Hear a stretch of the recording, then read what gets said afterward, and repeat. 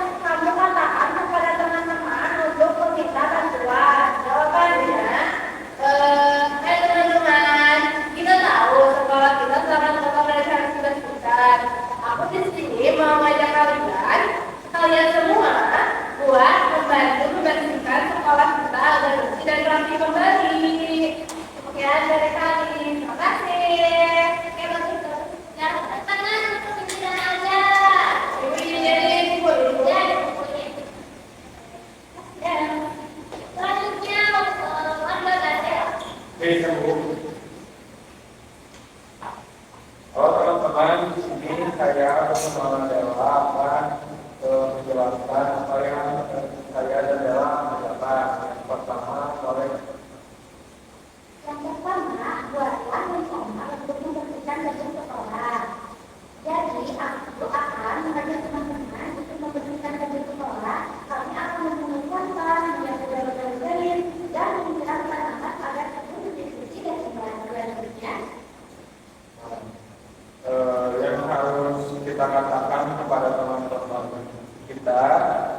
Ayo teman-teman, kita bersihkan kebun sekolah bersama-sama supaya kelihatan rapi dan indah. Kalau kita nggak jalan juga, pasti pekerjaannya cepat selesai.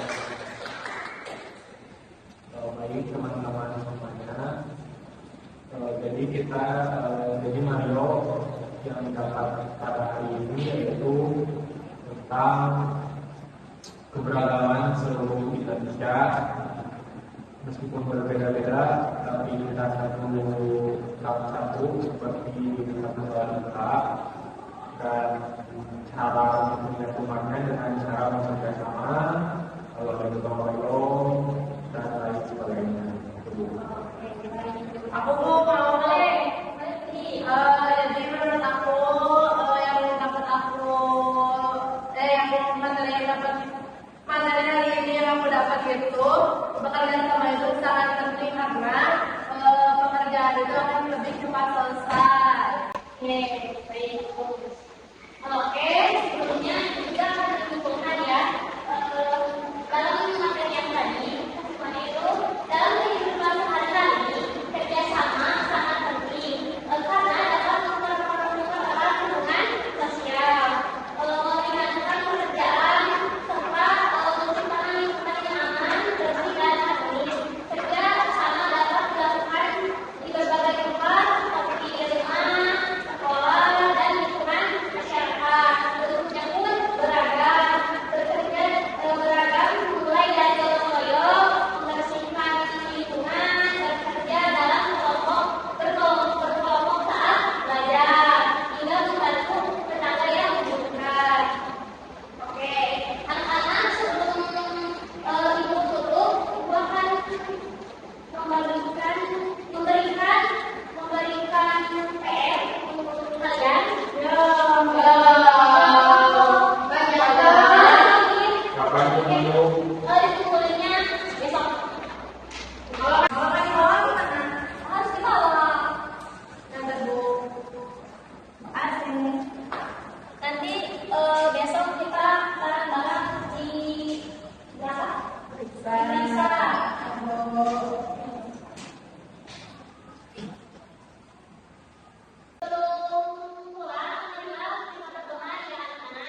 Dipimpin oleh siapa ya? Siapa yang memimpin doa?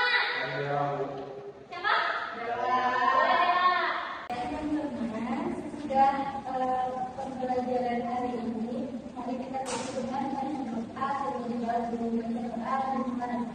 Bismillahirrahmanirrahim. Subhanakallahumma wa bihamdika asyhadu an la ilaha illa anta astaghfiruka wa atubu ilaik.